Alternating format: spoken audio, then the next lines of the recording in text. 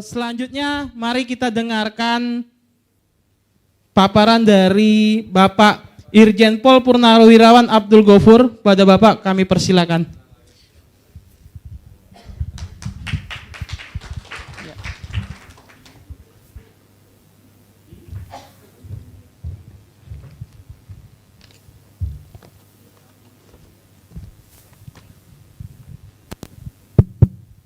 Assalamualaikum warahmatullahi wabarakatuh. Selamat sore dan salam sejahtera bagi kita semua. Yang saya hormati Ketua Umum Pak Lalengke, Pak Ibu Ketua Umum FPI, dan Pak Brigjen, kemudian delegasi dari Oman, selamat sore, dan rekan-rekan keluarga besar PPWI yang saya hormati. Tentunya kita bersyukur pada Tuhan pada sore hari ini, hari terakhir mudah-mudahan kita dapat berkumpul, yaitu saya diminta oleh Ketua Umum untuk bagaimana peran citizen journalism. Kita sadari bahwa tentu saya sebagai mantan Polri dan disertasi saya adalah teroris. Jadi kami mengambil doktor teroris. Tentunya peran daripada media itu sangat diperlukan.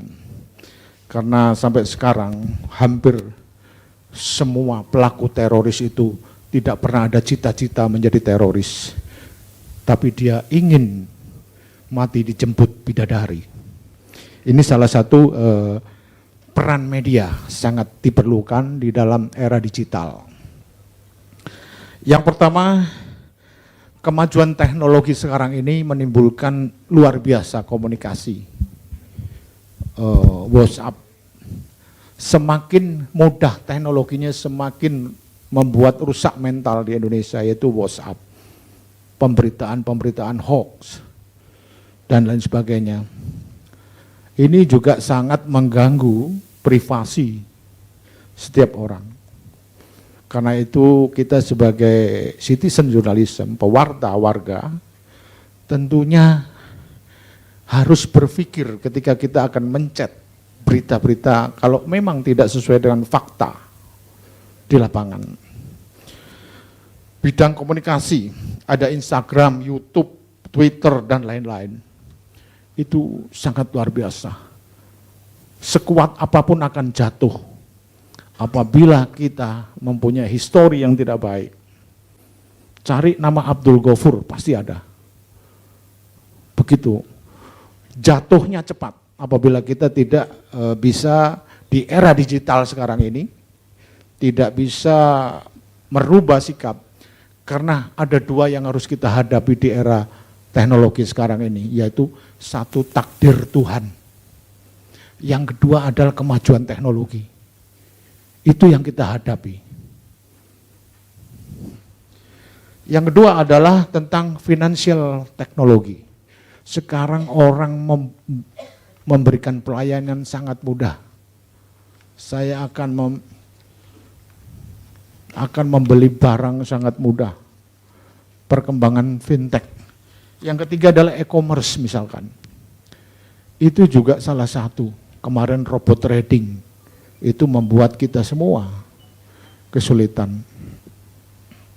Saya akan ceritakan, nanti rekan-rekan citizen journalism bisa memberitakan Indonesia salah satu negara yang tidak memiliki kepastian hukum di laut. Saya katakan sebagai negara maritim, harusnya Indonesia ada satu penegak hukum di laut. Singapura satu, Malaysia satu, Inggris satu, di luar negeri satu, Indonesia 11. Karena itu Indonesia dikatakan media asing yang tidak memiliki kepastian hukum di laut. Ada Polair, ada Bakamlah, ada bea cukai, ada 11. Itu yang menjadikan premi insuran semua barang masuk Indonesia itu mahal. Karena itu pasti melalui Malaysia, Singapura. Karena satu penegak hukum. Mungkin AIMO pernah mengundang siapakah sebenarnya penegak hukum di laut. Yang datang Kemhub, Polair, Bakamlah, dunia internasional bingung. Ini rekan-rekan bisa nanti saya menjadi narasumber betapa tidak adanya kepastian hukum di laut. Seharusnya sebagai negara kepulauan, negara maritim, satu penegak hukum. Kita harus tunduk pada UNCLOS 82 yang sudah diratifikasi Undang-Undang Kemaritiman. Ini perlu pewarta warga, media menyuarakan siapakah yang berhak penegak hukum di laut. Indonesia ini sangat kaya. Ikan kawinnya di Indonesia. Besarnya di Indonesia, ketika di sana musim dingin lari ke Indonesia. Kenapa lari ke Indonesia? Karena sinar matahari plankton, ikan datang. Tetapi nyatanya apa? Kita hanya mencari pelaku, tapi tidak memperhatikan bahwa Indonesia ini sangatlah tempatnya ikan, karena ikan semua. Karena itu tidak ada pencurian ikan di laut. Yang ada adalah illegal fishing, karena ikan itu berpindah-pindah.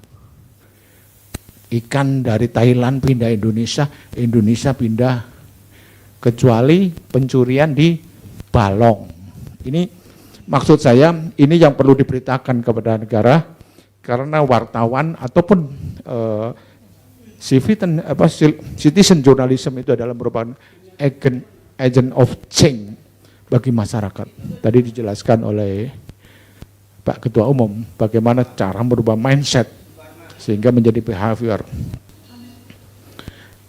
Kemudian ada hal-hal yang juga harus kita waspadai, yaitu pertama, kasus yang sebagai negara yang besar seperti ini adalah narkotika. Hampir 80% melalui laut. Karena apa? Karena 11 penegak hukum yang tidak ada tanggung jawabnya mengawasi peredaran narkotika. Hari gini masih ada puluhan kilo masuk, hari gini. Nah ini peran daripada agent of change, citizen journalism. Saya kalau melihat itu barangkali kasus Sambo, mungkin menarik. Itulah era digital. Mencari saya, Abdul Ghafur cepat. Dia pernah di mana, Kasat Serse di mana, Pak Kapolres di mana, pernah nggak korupsi, kelihatan. Nah, itu, ini salah satu karena Indonesia sebenarnya negara yang paling kaya, paling luas tanah lautnya, tapi ikannya kembali lagi ke luar negeri, seperti itulah. Karena undang-undang sulit dipatasi, 12 mil adalah polisi, berapa mil lagi bea cukai, dibatasi sendiri. Padahal kasus itu memerlukan 1 kali 24 jam harus ditahan, beda lagi pada akhirnya lepas semua. Rekan-rekan bisa mengamati bagaimana laut Indonesia ini adalah laut yang paling luar biasa. Sekarang yang dimanfaatkan cuma KUHP, kitab KUHP itu aturan di darat, aturan di laut tidak pernah dibahas. Ini. Yang kedua adalah menurut Paul Johnson terdapat 7 dosa jurnalis, yaitu terjadi penyimpangan informasi kepada rekan-rekan. Sebagai citizen journalism yang jelas bahwa kita benar-benar harus berdasarkan bukti permulaan yang cukup, artinya di dalam memberitakan, jangan sampai kita beranggapan asumsi menjadi berita.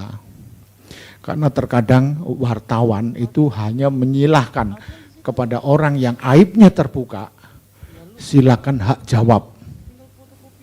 Betapa aibnya orang sudah dibuka, hanya menyerahkan kepada hak jawab di pinggir kolom paling bawah dan tulisannya belobor biasanya. Tulisannya itu enggak jelas, padahal aib orang ini jangan sampai terjadi. Jadi benar-benar karya jurnalistik, tapi bukan membongkar aib orang, tidak mendasarkan daripada fakta-fakta faktual seperti itu.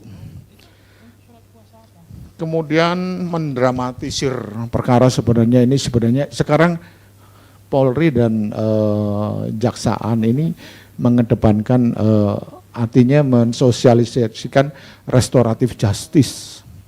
Artinya gini, bahwa kalau mencari keadilan bukan di pengadilan tempatnya, tapi restoratif justice, berdamai, itulah keadilan.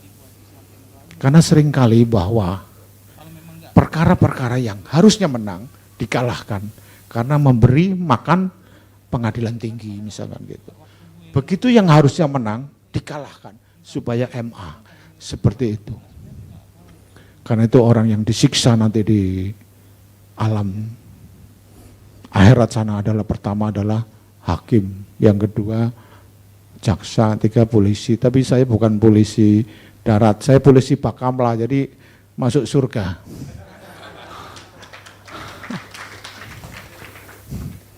Kemudian terkadang mengganggu privasi, yaitu kemudian pembunuhan karakter, eksploitasi seks dan meracuni pikiran anak. Ini salah satu mungkin rekan-rekan tahu bahwa Indonesia telah menandatangani informasi keterbukaan, informasi publik. Jadi memang media inilah yang menjadi mengawal demokrasi, mengawal penegakan hukum menjadi baik ya. Kalau tidak ada media, terkadang kekuasaan juga kadang-kala tidak mau terbuka. Tapi dengan adanya media ini terbuka.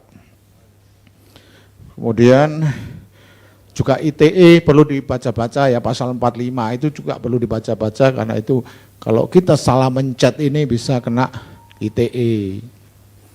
Mudah-mudahan rekan-rekan di seluruh Indonesia ini menjadi kompak dan sumber berita. Kemudian juga Indonesia salah satu negara yang permisif. Kemudian saya kan tulisan doktornya saya tentang teroris. Hampir semua hukuman mati. Itu kalau ditanya pengadilan, apakah kamu menyesal? Tidak. Karena saya akan mati dijemput bidadari. Nah, ini perlu wartawan, media, bahwa itu salah. Apakah kamu enggak menyesal bahwa kamu membunuh orang dengan mengebom? Enggak, saya dijemput bidadari. Saya mati nanti dijemput bidadari. Ini masih di kepala-kepala masyarakat. Saya pernah menangkap 49 calon bom bunuh diri di Nganjuk. Umur 15 tahun. Nah, seperti ini perlu sosialisasi, perlu informasi kepada masyarakat bahwa itu salah. Ketemu saya berpakaian dinas, saya katanya togut, seperti itu. Dan dia siap mati. Nah ini kalau wartawan tidak pernah tahu bagaimana sih faktor sehingga seseorang ini bisa menjadi teroris. Nah ini perlu citizen journalism nanti yang menyebarkan bahwa itu tidak benar, perlu narasumber sehingga di masyarakat kita itu perlu melek pemahaman tentang kematian. Yang kedua di zaman dulu adalah namanya pos ronda kampung. Nah itu salah satu pencegahan. Artinya bahwa Indonesia salah satu negara yang memang harus merubah mindset dan melek terhadap informasi. Karena kalau kita tahu informasi katanya bisa menguasai dunia. Saya kira waktunya cukup 10 menit ini. Mungkin kalau ada pertanyaan singkat. Karena ini aspek-aspek yang mungkin akan muncul ketika kita menjadi pewarta warga itu juga bisa disampaikan. Karena saya buka kantor advokat juga. Kebetulan saya sebagai ketua Jakarta Persadi, pergerakan seluruh advokat Indonesia, tapi di Jakarta. Jadi di situ gabung beberapa. Saya kira terima kasih atas perhatiannya. Wassalamualaikum warahmatullahi wabarakatuh. Silakan, ada mungkin 3 orang boleh. Silakan Pak.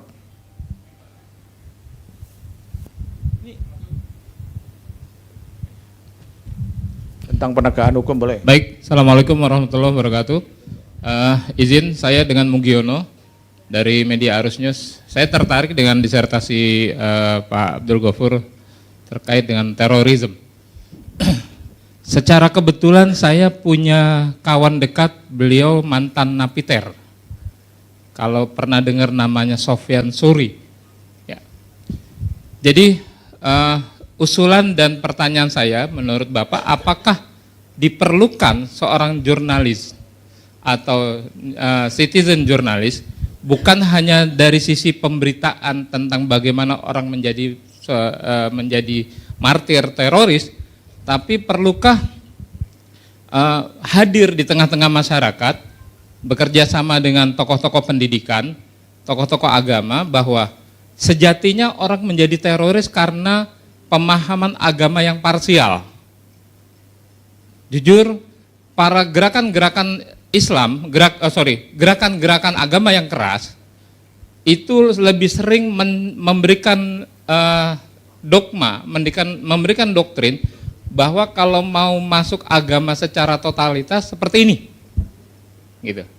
Dan itu adalah doktrinnya seringkali buat yang Islam, tapi bukan berarti Islam itu teroris. Buat yang Islam seringkali dibuka dengan Al-Baqarah 208. Udkhulu fis-silmi kafah. Jadi kalau kamu mau masuk Islam secara totalitas jangan tanggung-tanggung. Ini begini. Nah, menurut Bapak, perlukah seorang citizen jurnalis bukan hanya dari sisi pemberitaan, tapi perlu hadir bekerja sama dengan tokoh agama dan tokoh pendidik agar para siswa yang tadi Bapak bilang 15 tahun mereka udah siap menjadi pengantin, calon pengantin, dibuka mindset paradigmanya agar bahwa agama Islam itu sejatinya semua agama adalah rahmatan lil alamin. Seperti itu. Makasih. Terima kasih pertanyaan ini karena tulisan saya tentang bagaimana pendekatan non penal. Jadi Indonesia salah satu negara yang permisif. Ketika ada orang berjenggot, terus diterima menjadi seolah-olah benar. Memang faktornya tidak hanya pemahaman agama, namun kemiskinan juga salah satu. Kemudian yang terbanyak adalah pemahaman yang salah. Yang pertama, pemahaman bahwa jihad itu adalah mati dijemput bidadari. Bidadari lah itu. Salah satu, tapi itu bukan tanggung jawab polisi saja, semua pihak termasuk ulama, kemudian sekolahan dan lain sebagainya. Ini perlu, karena apa? Kalau polisi saja tidak bisa, pendekatan kekerasan tidak bisa, juga pendekatan-pendekatan yang disampaikan tadi. Karena di dalam biasanya kalau dia mau membrowsing, mau mencuci otaknya, itu biasanya menceritakan tentang surga. Surga, nanti di antara 40 orang itu biasanya ada yang tertarik 3 biasanya gitu. Kan dilihat dari matanya bisa Pak, kalau orang ahli mencuci otak itu bisa melihat dari mata aja bahwa dia tertarik untuk membunuh diri. Bisa, dari 3 itu nanti diajak bicara. Setelah itu tidak boleh berhubungan sama orang tuanya, HP-nya diambil. Itu. Jadi memang tidak hanya media saja, tapi ada narasumber, ada ini yang membantu bagaimana pemahaman itu salah. Karena setiap hukuman mati pasti dia tidak menyesal. Biasanya kalau orang mau dihukum mati, saya menyesal, anak saya masih kelas 5 SD misalkan gitu. Saya sangat menyesal gitu. Saya perbuatan ini. Gitu. Tapi kalau dia enggak, apakah saudara menyesal? Tidak. saya akan dijemput bidadari. Ini yang perlu diluruskan. Terima kasih. Ya itu tadi ya. Jadi bukan hanya citizen journalism, tapi banyak pihak yang harus ini. Karena negara kita adalah negara termasuk masyarakatnya tipenya permisif. Kalau ada yang berjenggot terus kelihatannya langsung diterima, silakan, seolah-olah padahal membawa ajaran-ajaran yang sesat gitu. Terima kasih. Apakah ada lagi? Ya, Pak, silakan, Pak.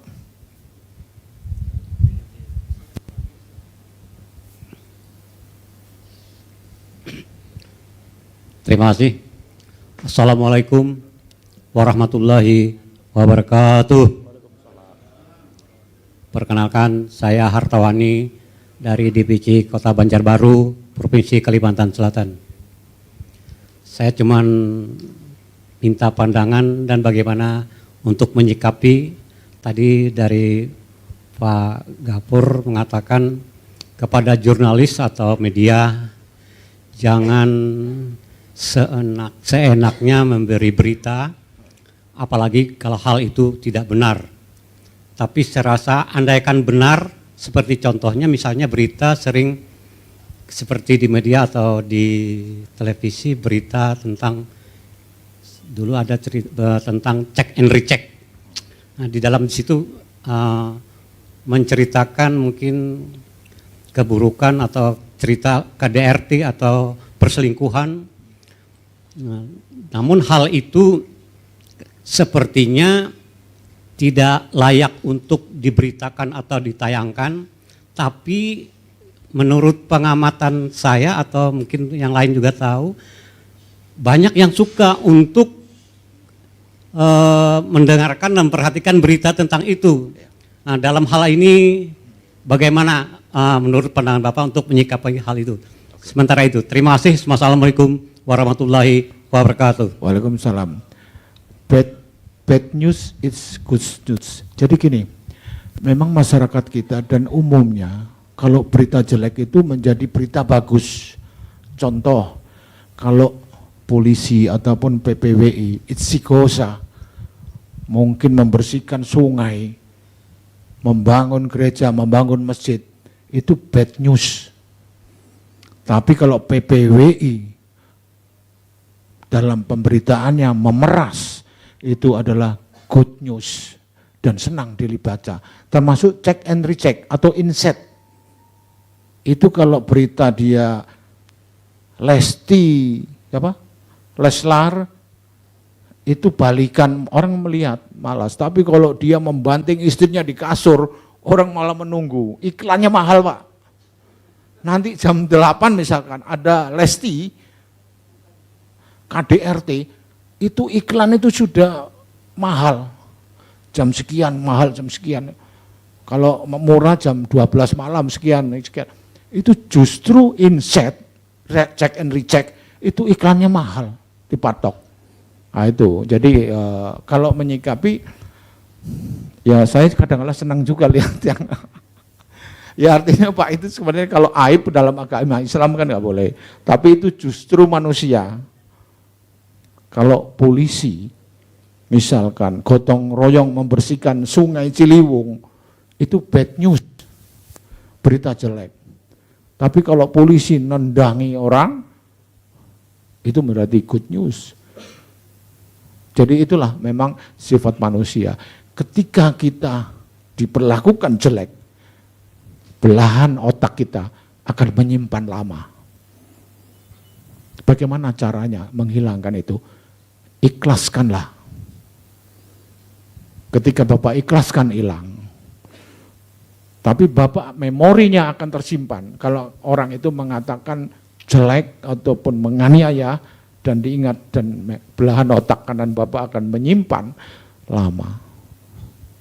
Bagaimana menghilangkan? Ikhlaskanlah. Coba kalau Bapak benci terhadap seseorang, Bapak pasti akan ketemu di pasar, di mana pasti tikungan. Tapi coba ikhlaskan, Bapak tidak akan ketemu. Itu pikiran belahan kanan dan kiri. Yaitu jadi menyikapinya ya, Pak, menyikapinya Sebaiknya kalau yang jelek nggak usah dilihat. Kalau yang bagus, tapi itu media. Biasanya kalau check and recheck, inset itu iklannya banyak, mahal. Tapi kalau kelompen capir itu murah iklannya. Kan dulu ada Harmoko ya, kelompen capir itu murah. Saya kira sudah. Oh satu, ya. Ya silakan. Yang penting nggak nanya masalah anu ya.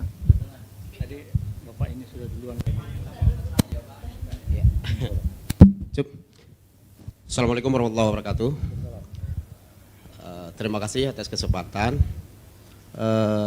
Ini menarik ketika ada pembahasan antara kepolisian dan jurnalis ataupun wartawan. Ini saya rasa menarik karena di lapangan kadang-kadang nanti mungkin bisa kita katakan kadang-kadang ada kalanya bergesekan antara sang jurnalis ataupun wartawan dengan pihak kepolisian.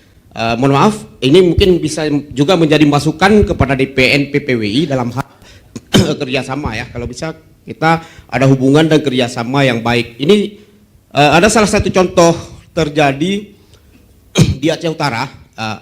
Perkenalkan, nama saya Muhammad Azhar dari PPWI Kabupaten Aceh Utara. Jadi tiba-tiba kami lagi ngopi di kafe, tiba-tiba dijemput, ada 2 wartawan dijemput oleh pihak kepolisian. Kalau kita katakan itu secara paksa, karena diseret, langsung diseret ke kantor. Permasalahannya karena dia mengkonfirmasi Kapolres di kabupaten tersebut terkait masalah persoalan BIMTEK yang ada di desa. Ini sangat miris. Kebetulan ada saya di situ pada saat itu. Saya lagi ngopi sama kepala BIN yang ada di daerah tersebut. Terpaksa saya mohon izin ikut kawan-kawan itu. Dan alhamdulillah memang kita selesaikan malam itu. Kalau enggak, mereka ditahan malam itu. Jadi bayangkan, karena produk jurnalistik mereka yang hanya mengkonfirmasi Kapolres, mereka diseret begitu kejamnya. Dan kalau saya bilang, itu sangat memalukan, disaksikan oleh publik. Nah, saran dari saya, kalau bisa PNPPWI ini bisa menjalin hubungan yang baik dengan Kapolri, sehingga hal-hal yang memalukan seperti itu tidak akan terulang kembali. Saya tak tahu, mungkin daerah yang lain apakah ada persoalan-persoalan seperti itu. Jadi di daerah kami itu sudah terjadi, dan malahan saya bukan mengalami ya. Malam itu terpaksa saya harus tinggalkan sahabat saya yang kepala BIN itu ngopi untuk menyelesaikan permasalahan, karena kebetulan 2 wartawan tersebut itu anggota PPWI. Makanya kita ikut, rupanya ke kantor. Jadi disita semua HP, disita HP semua itu segala macam. Cuman gini, malam itu saya selesaikan secara baik-baik. Nah, jadi harapan kalau bisa DPN PPWI kita bisa duduk dengan Kapolri, karena kita memang kalau enggak ini jadi kita bergesekan. Jadi supaya kita bisa kerjasama dengan baik untuk bangsa ini. Wartawan juga hadir ya, untuk perbaikan bangsa ya, sosial kontrol dan lain sebagainya. Ya itu saja harapan dari kita. Terima kasih atas kesempatan. Saya akhiri, wabillahi taufik wal hidayah. Assalamualaikum warahmatullahi wabarakatuh. Terima kasih. Memang Polri dengan PPWI itu harus dekat, ya. Artinya harus ada kerjasama sehingga tidak ada gesekan. Kita harus tahu bahwa ada namanya program restoratif justice. Biasanya kalau sudah masuk media, itu polisi takut untuk menyelesaikan. Padahal keadilan itu sebenarnya damai di depan kita. Betapa mahalnya kalau kita ke pengadilan tinggi, Mahkamah Agung. Tapi damai, kamu bayar, kamu cicil. Tapi kalau PPWI memasukkan perkara itu, biasanya polisi takut menyelesaikan. Yang penting di situ diawasi, polisi tidak memaksa untuk mencari kepentingan sendiri, tapi damai. Itulah keadilan. Itu namanya restoratif justice. Dan harus duduk bersama. Terkadang ada perkara yang memang ini jangan, ini enggak. Tapi biasanya Polres ngerti gitu. Itu biasa. Jadi jangan polisi itu dijadikan momok. Karena keadilan itu bukan di pengadilan tempatnya, tapi damai di depanmu, di depan PPWI, di depan advokat, itulah keadilan. Jadi itu, justru kadang-kala pengadilan itu menimbulkan persoalan baru. Yang menang dikalahkan, yang kalah dimenangkan. Itu kasus tanah sebaiknya win-win solution, restoratif justice. Kalau tidak, kamu mati, hidup lagi, tanahnya masih. Misalkan kita mati nih, hidup lagi, jadi polisi saya, konflik tanah masih. Tapi selesai di depan PPWI dan advokat, itu selesai. Ini kurang sedikit, damai. Ini terkadang sampai ke Mahkamah Agung, sampai PK. Itu maksud saya PPWI juga bisa harus menjembatani keadilan itu bukan kepastian hukum. Tapi damailah. Ini salah satu contoh, duduk sama, jangan merasa tinggi, karena polisi itu juga bisa dikomunikasikan. Mungkin Pak Ketua Umum ini nanti mungkin bisa sama Pak Hilman atau apa nanti. Karena memang perlu polisi juga media. Nanti ya, ada restoratif justice, jadi bukan harus ke pengadilan, namun damai itu keadilan. Ya mungkin yang satu ya Pak, silakan Pak.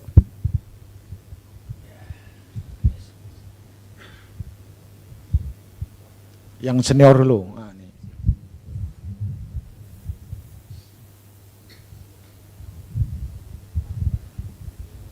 Terima kasih atas kesempatan baik, Pak.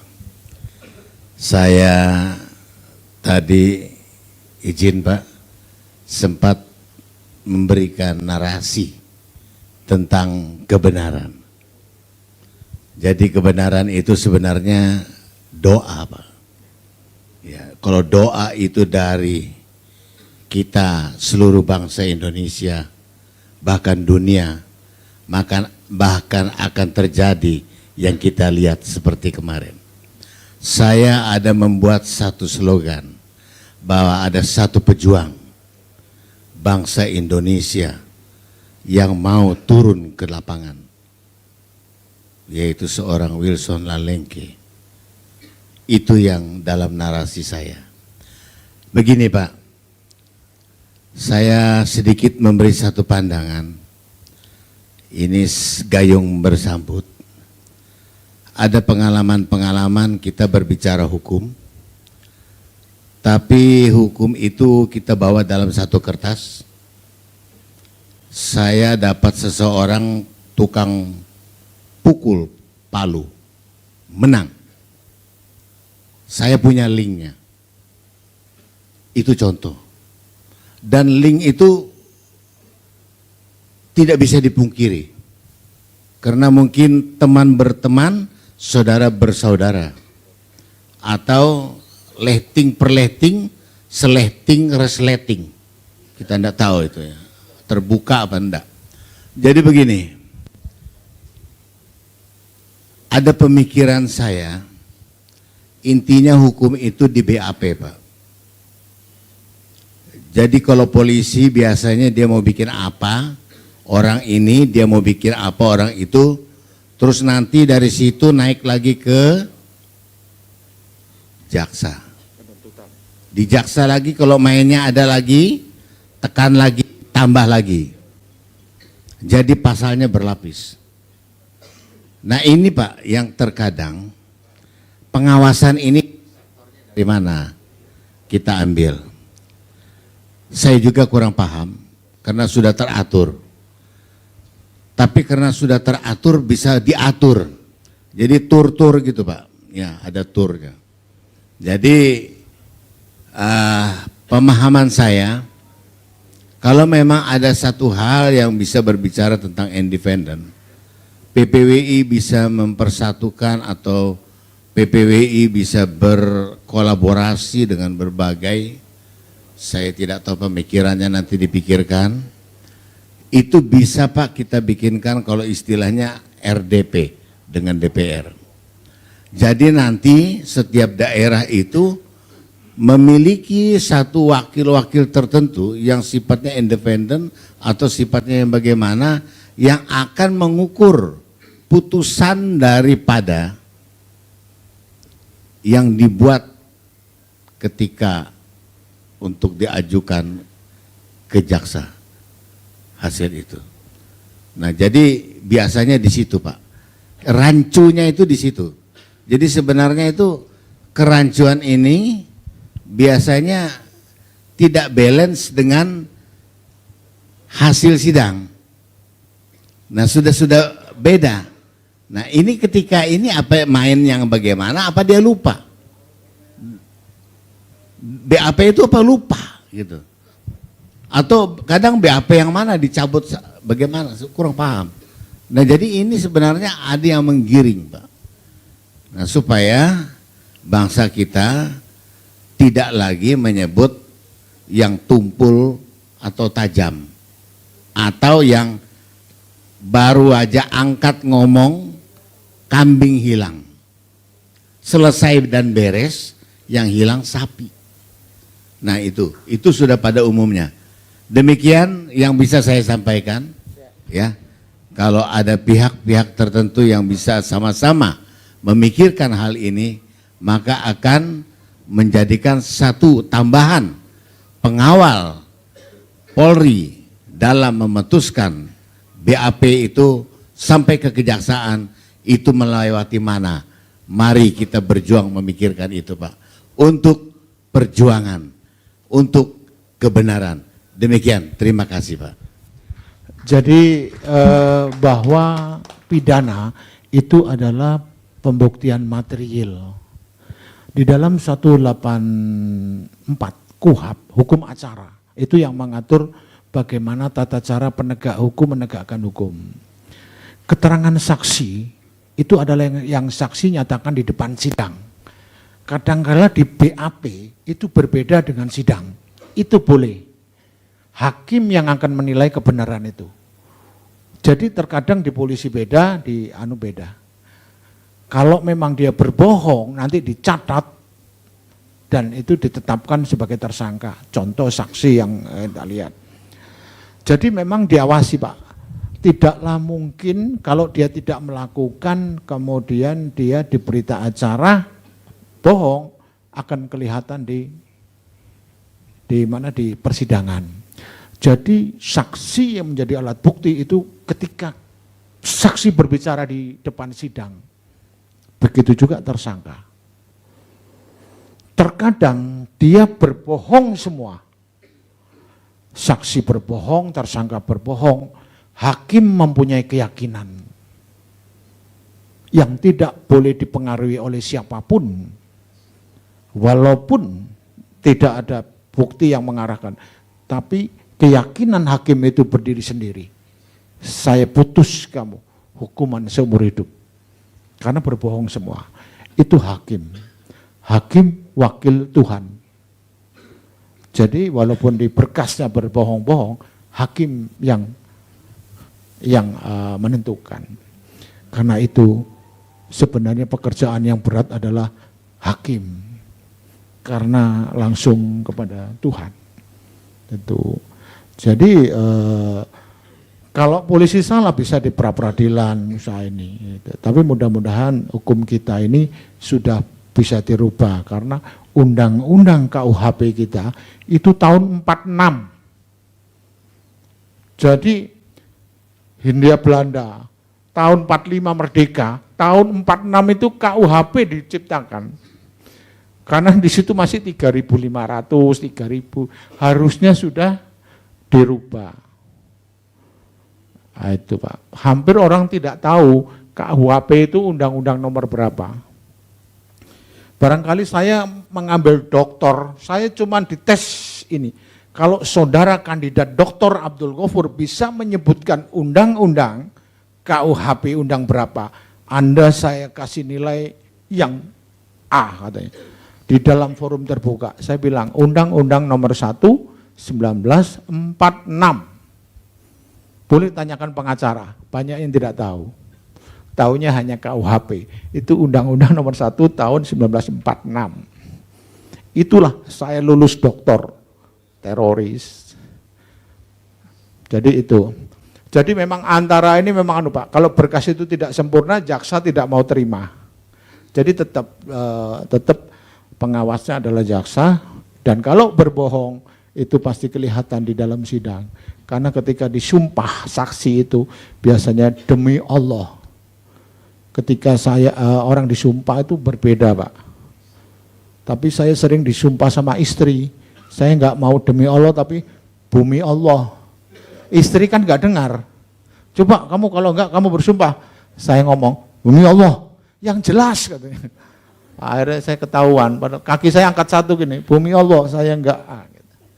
Jadi kalau mau sumpah di depan istri, bumi Allah. Ya, sudah?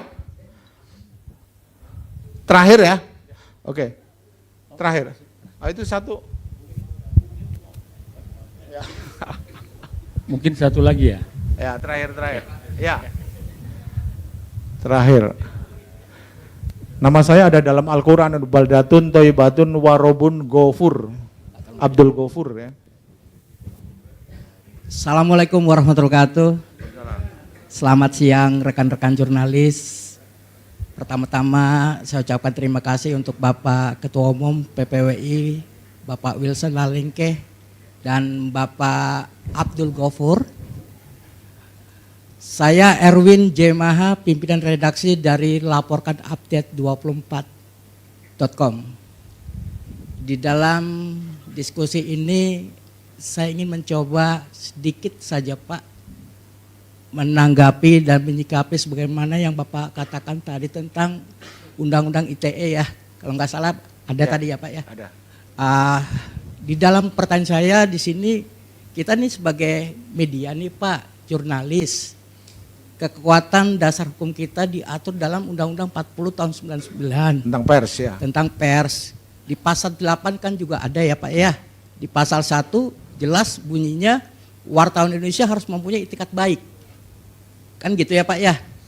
Saat ketika rekan-rekan kita di lapangan untuk melakukan sebagaimana peran sesuai dengan kode etik ya Pak. Namun saat ketika berdasarkan mengumpulkan data, menyampaikan dari hasil data itu tersebut, dituangkan dalam bentuk berita, saat ketika dikonfirmasi dan diberitakan, namun dibuatkan pencemaran nama baik Pak. Laporan pencemaran nama baik dan juga berita bohong. Padahal dari hasil dari tinjauan atau dari analisa dari rekan-rekan jurnalis sudah memenuhi unsur sebagaimana kode etik di 40 tahun 99. Salah satu contoh izin Pak Wilson Lalingkeh ya, kasus peristiwa yang di Lampung ya, itu salah satu kasus ya yang mungkin secara langsung saya belum pernah ketemu dengan Pak Wilson Lalingkeh, tapi saya adalah pengagum beliau. Saya sangat mengikuti beliau ketika memberikan pembelaan-pembelaan terhadap rekan-rekan jurnalis sebagaimana sesuai dengan kode etik itu. Terus kedua, belum lama ini santer Pak, Karawang. Saat ketika mengungkap atau menulis sebuah pemberitaan terkait dengan sebagaimana dari hasil dari narasumber sesuai dengan hasil data-data. Sehingga mohon maaf, mohon cakap dari Bapak Abdul dengan Pak Wilson dan rekan-rekan dikencingin Pak. Dikencingin, dikasih air kencing. Ya, diminum air kencing. Kalau nggak salah itu 2 ya dari rekan jurnalisnya itu diculik katanya. Seperti itu. Nah, saat ketika dibuatkan laporan, sampai perkembangan terakhir kalau nggak salah diperadiilkan Pak Kapolresnya oleh pihak-pihak yang tersangka seperti itu, pelaku intimidasi atau kekerasan terhadap jurnalis. Di dalam bentuk pertanyaan saya di sini kebetulan karena kita satu profesi ya Pak, di mana sih Pak kekuatan hukum jurnalis Pak? Sementara rekan-rekan polisi kan mengatakan restoratif justice. Namun ketika rekan-rekan pengacara sesuai Undang-Undang Nomor 18 tentang advokat kan jelas ya Pak ya, tidak memberikan sebuah asas kepastian untuk dimenangkan, tapi untuk meringankan hukumannya ya Pak ya, seperti itu. Mungkin seperti itu Pak yang dapat bisa saya sampaikan dengan Bapak. Terima kasih Pak. Assalamualaikum warahmatullahi wabarakatuh. Waalaikumsalam.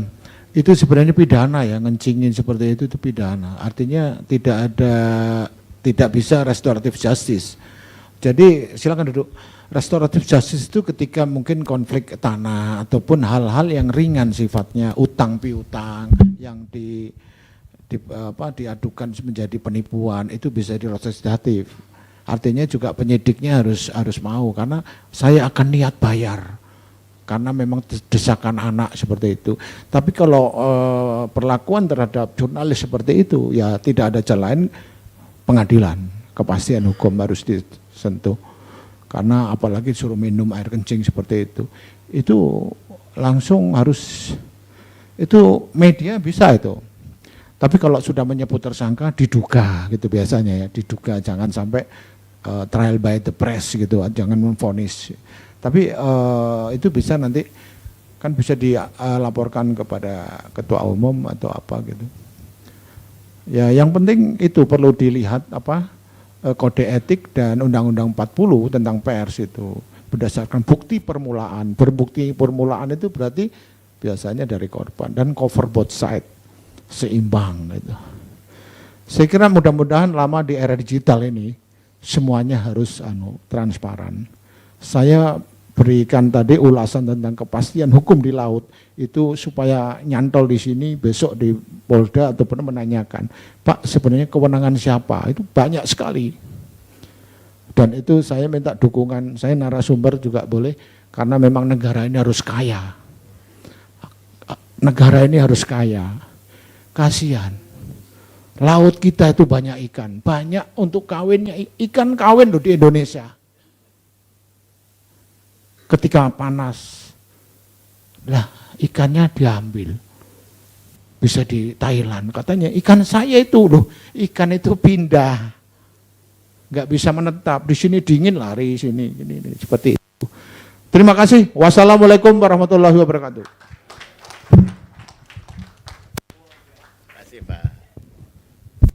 Ya, terima kasih kepada Bapak atas materinya, sangat-sangat ini ya.